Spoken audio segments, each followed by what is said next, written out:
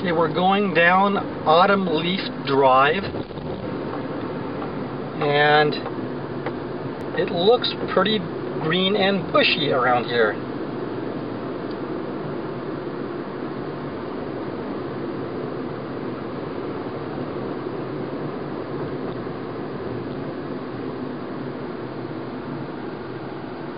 And let's see, there's the house.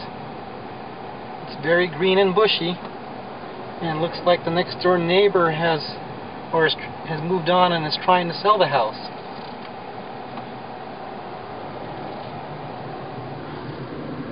And this is Summer Breeze. And the trails are on this side.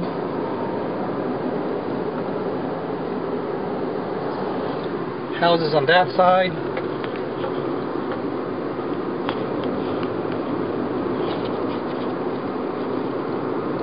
So trails, houses, and the prison is on that side. Yes, that's the prison over there, and that is where Congress. Okay, that to the right is Adobe, to the left is Agua Verde.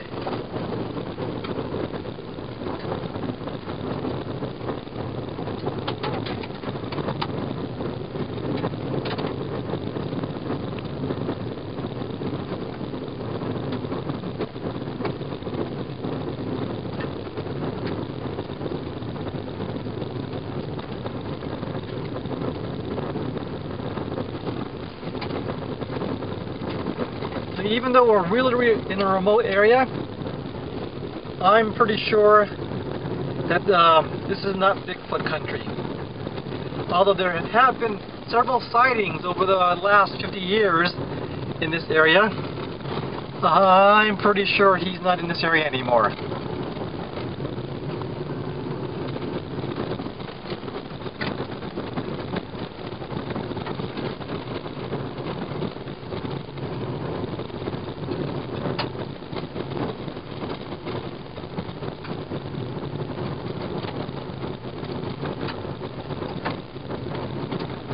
Okay, we're braking for some reason.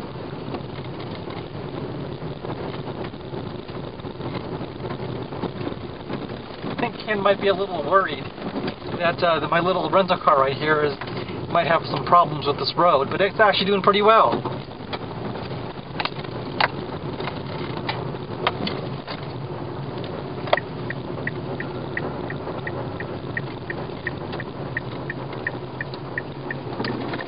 Okay, this is a new one to me. Okay, this is where it gets interesting.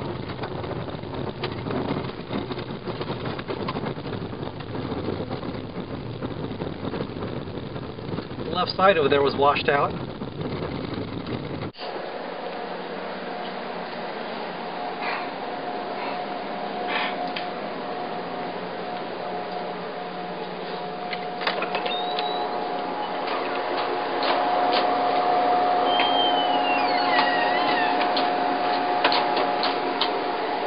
We missed the sunrise, but we're going to take a look and see what we can see out here.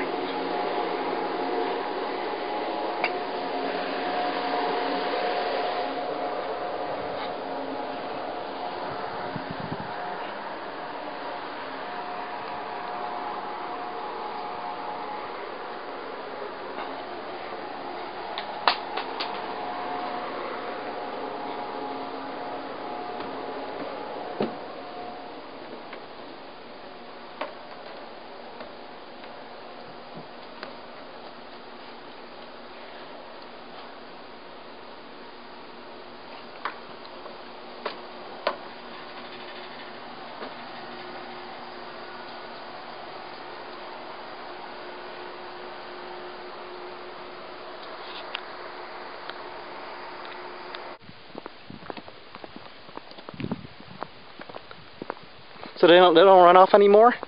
No. No. Pretty much under control. If I go beyond that telephone pole, okay, they disappear. Okay. So I have to stay on this side. There's another type of walk beyond at the end of the driveway.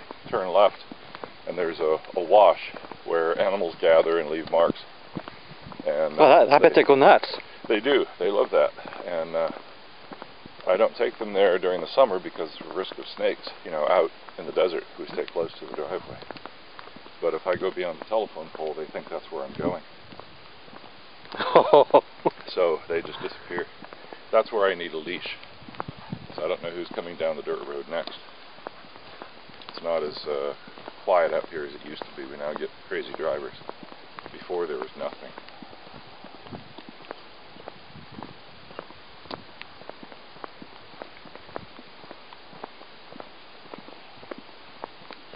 Yep. This is the spot. It's far enough. Hey, hey, far enough. Thank you. Sally. Sally, hey. God, it's like a drag strip.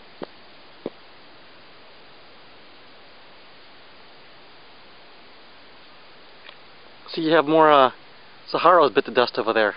Yeah. It was 12 degrees for 2 nights in a row. That will do it. Lost a bunch of them now. There's a cluster.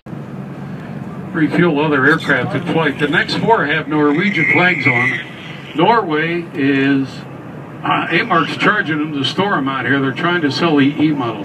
Why are they trying to sell them? They bought the latest J model. How can you tell a J model C-130 6 blades instead of 4? C-130s are now 53 years old and still flying.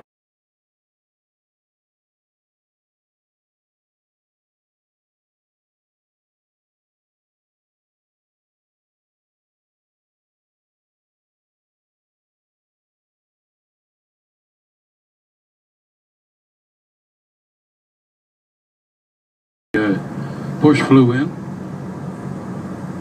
They've cleaned the tweets out of here pretty much. There's a few on the other side of the road, but that's about it. Coming up the more C-12s here, they're lined up on a ditch. See, I'm from Ohio, it's a ditch.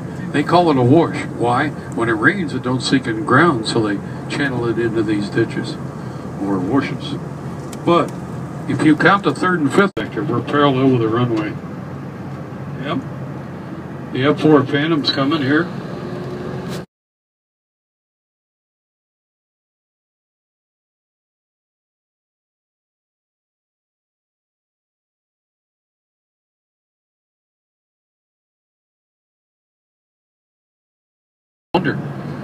KC-46s are coming out. Let's see what's in the hangar today. C-130, some F-16s, helicopters on the other side. You never know. Every Friday I go by, this has changed just a little bit. Another T-34 they're working on them with things. Some F-16s at A-10. Tanker. Another T-34. They put about 200 hours on them. But they're running out of version F-16s with that old, but shows you what I know. Now, let's see. Okay. What do you think? Should we stop here? Okay. I don't know what the silver C-135 is here for. I've asked about it. They haven't told me yet. But look at the next big guy back there.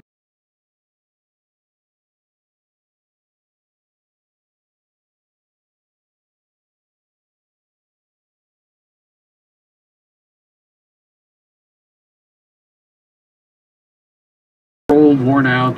Generals are into newer ones now. Better fuel economy.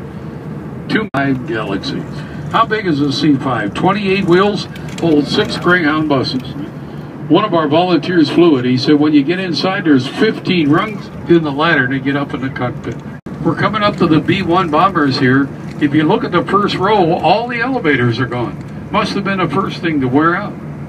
E.L. Ellsworth Air Force Base, Rapid City, South Dakota. T.Y. Dice Air Force Base, Texas. 2 bases are flying on them. And then older model F-18 Hornets here, they can get parts off of. We didn't have to cut up all our B-52s with the agreement with Russia. Some intact B-52s they could get parts off of.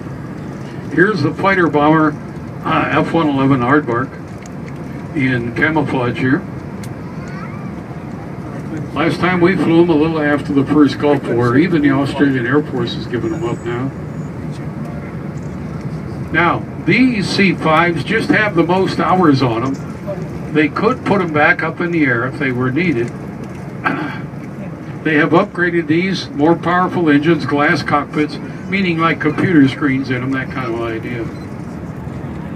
So you see the gray jigs, you see the white boxes, but look at this very first jig with the round there.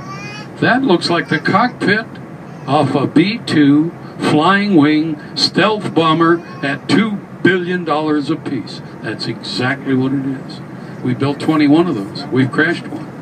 Congress wants a replacement. Give us $2 billion. We'll put that back in the factory. Build you another flying wing stealth bomber. How about that? This is the back end of an SR-71 engine.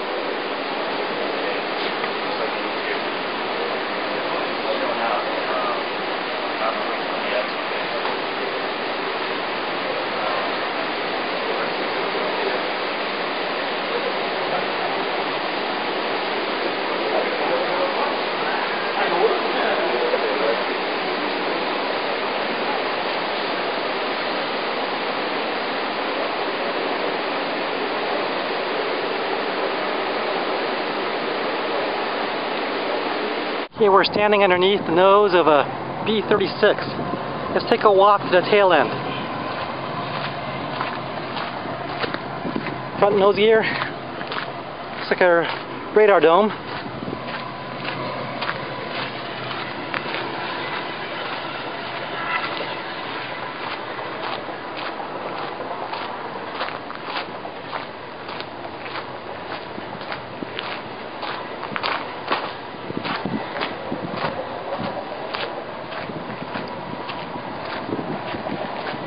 Walk along the empennage,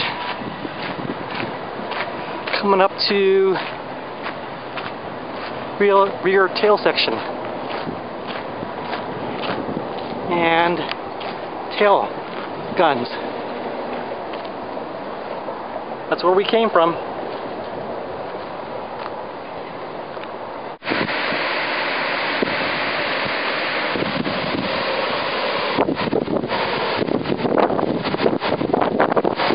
Where am I today for dinner?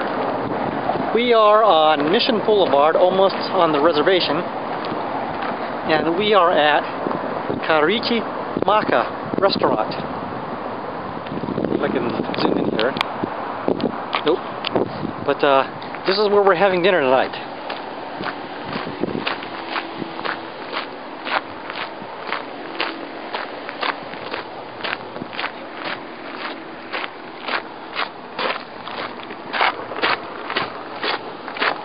Ooh, I can smell the carne asada coming out of the kitchen right now. Oh, yeah.